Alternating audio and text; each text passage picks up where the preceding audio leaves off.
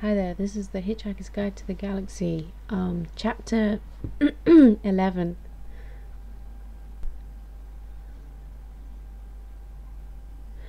The improbability-proof control cabin of the Heart of Gold looked like a perfectly conventional spaceship, except that it was perfectly clean because it was so new. Some of the control seats hadn't had the plastic wrapping taken off yet. The cabin was mostly white, oblong and about the size of a smallish restaurant. In fact, it wasn't perfectly oblong.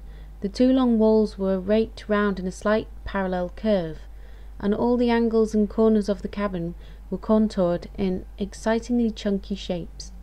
The truth of the matter is that it would have been a great deal simpler and more practical to build the cabin as an ordinary three-dimensional oblong room, but then the designers would have got miserable.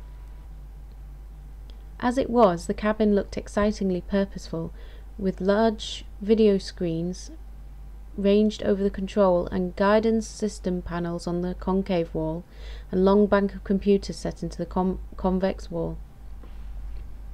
In one corner, a robot sat humped, its gleaming brushed steel head hanging loosely between its gleaming brushed steel knees. It too was fairly new, but though it was beautifully constructed and polished, it somehow looked as if the various parts of its more or less humanoid body didn't quite fit properly. In fact, they fitted perfectly well, but something in its bearing suggested that they might have fitted better.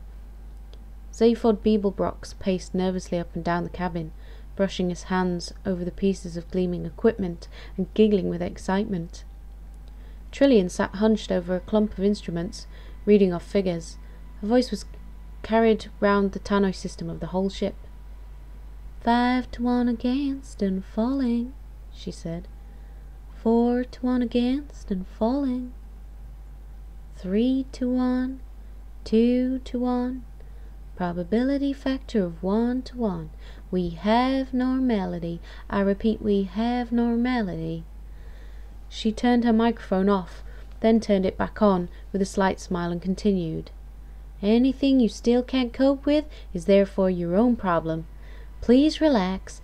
You will be sent for soon. Zaphod burst out in annoyance. Who are they, Trillian? Trillian spun her seat round to face him and shrugged. Just a couple of guys we seem to have picked up in open space, she said. Sector ZZ9, plural Z Alpha.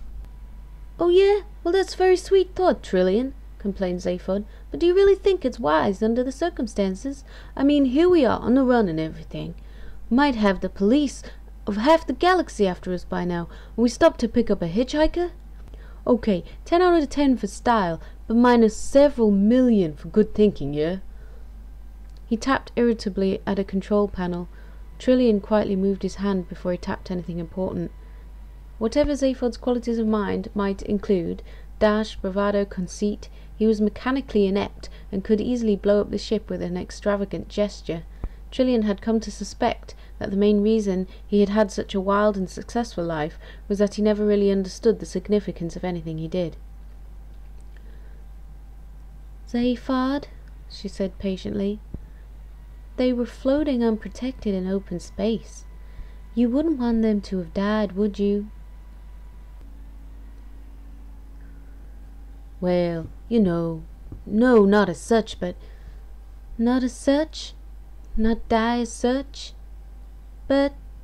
Trillian cocked her head to one side. Well, maybe somebody else would have picked him up later. A second later they would have been dead. Yeah, so if you'd taken the trouble to think about the problem a little bit longer, it would have gone away. You'd have been happy to let them die? Well, not happy as such, but...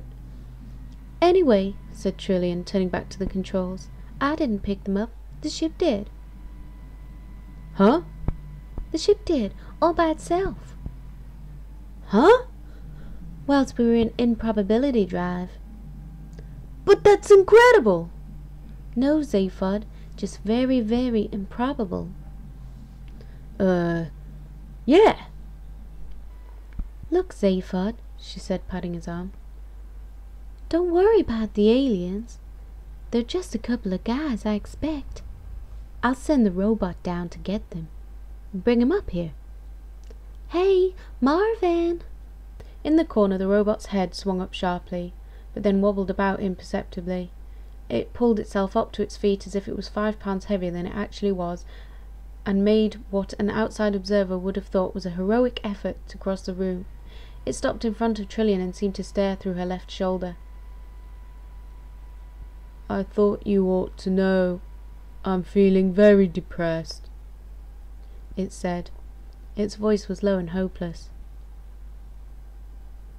Oh God, muttered Zaphod and slumped into a seat.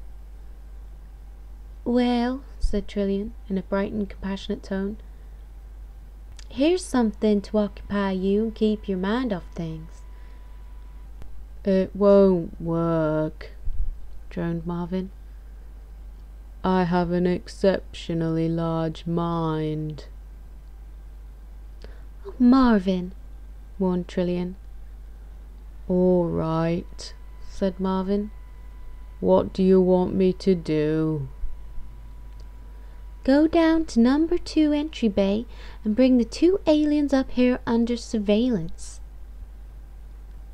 With a microsecond pause and a finely calculated micromodulation of pitch, nothing you could actually take offence at, Marvin managed to convey his utter contempt and horror of all things human.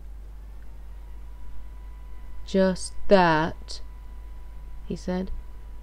Yes, said Trillian firmly. I won't enjoy it, said Marvin. Zaphod leapt out of his seat. She's not asking you to enjoy it, he shouted. Just do it, will you? All right, said Marvin, like the rolling of a great cracked bell. I'll do it. Good, snapped Zaphod. Great! Thank you! Marvin turned and lifted his flat-topped triangular red eyes up towards him. I'm not getting you down at all, am I? He said pathetically. No, Marvin, lilted Trillian. That's just fine, really. I wouldn't like to think I was getting you down. No, don't worry about that, the lilt continued. You just act as comes naturally and everything will be fine.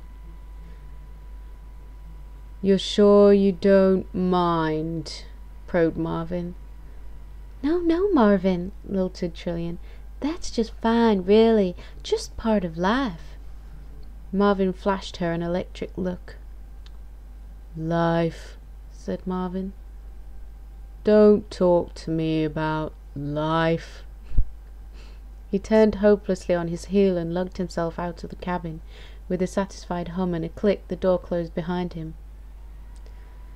I don't think I can stand that robot much longer, Zaphod. The Encyclopedia Galactica defines a robot as a mechanical apparatus designed to do the work of a man. The marketing division of Cirrus Cybernetics Corporation defines a robot as your plastic pal who's fun to be with. The Hitchhiker's Guide to the Galaxy defines the marketing division of the Cirrus Cybernetics Corporation as a bunch of mindless jerks will be the first against the wall when the revolution comes. With a footnote to the effect that the editors would welcome applications from anyone interested in taking over the post of robotics correspondent. Curiously enough,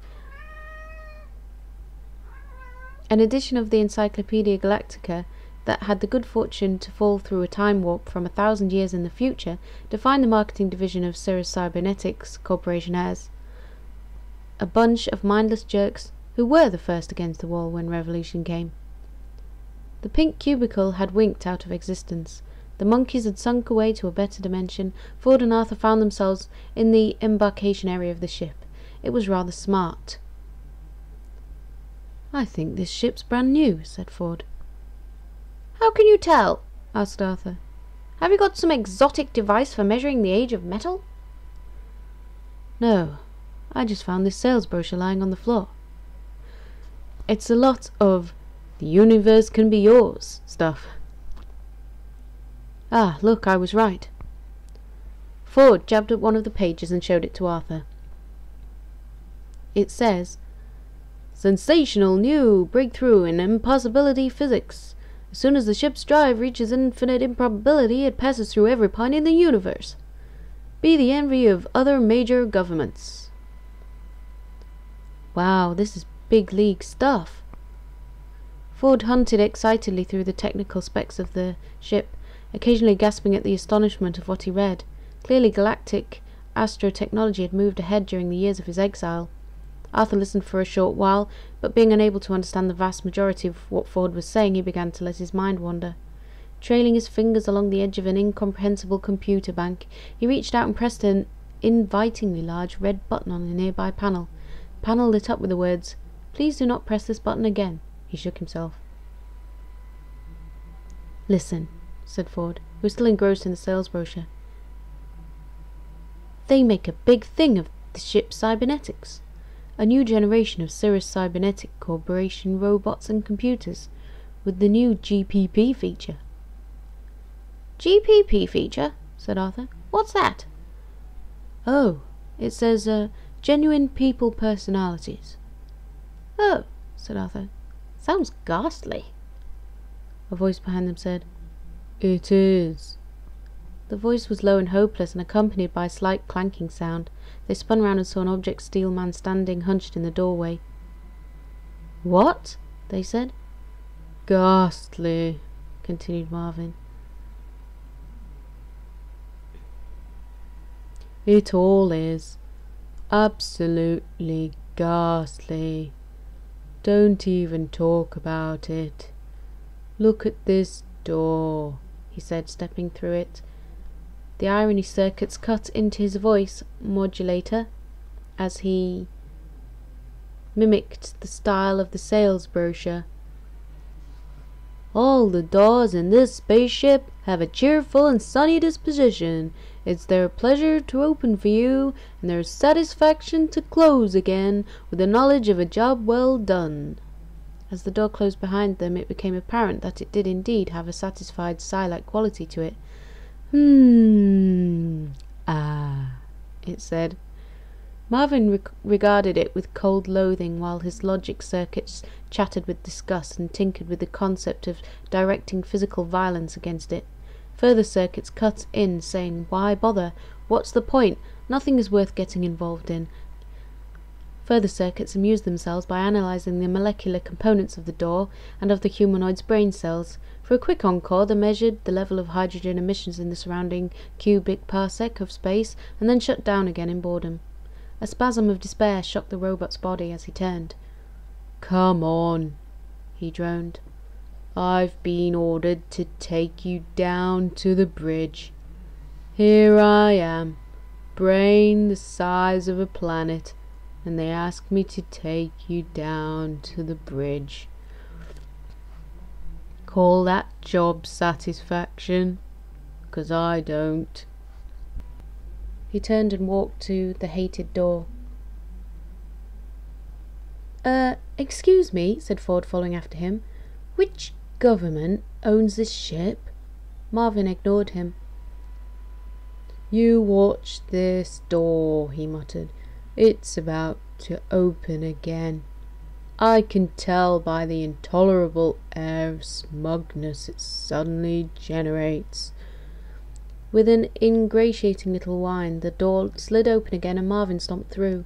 "Come on," he said. The others followed quickly, and the door slid back into place with pleased little clicks and whirs. "Thank you, the marketing division of the Cirrus Cybernetics Corporation," said Marvin, and trudged desolately up the gleaming curved corridor that stretched out before them. "Let's build robots with genuine people personalities," they said. "So they tried it out with me. I'm a personality prototype. You can tell, can't you?" For Ford and Arthur muttered embarrassed little disclaimers. "I hate that door," continued Marvin. "I'm not getting you down at all, am I?"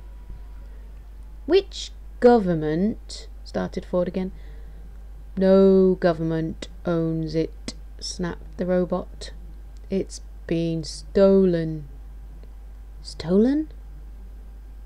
"Stolen?" mimicked Marvin. "Who by?" asked Ford. "Zaphod Beeblebrox."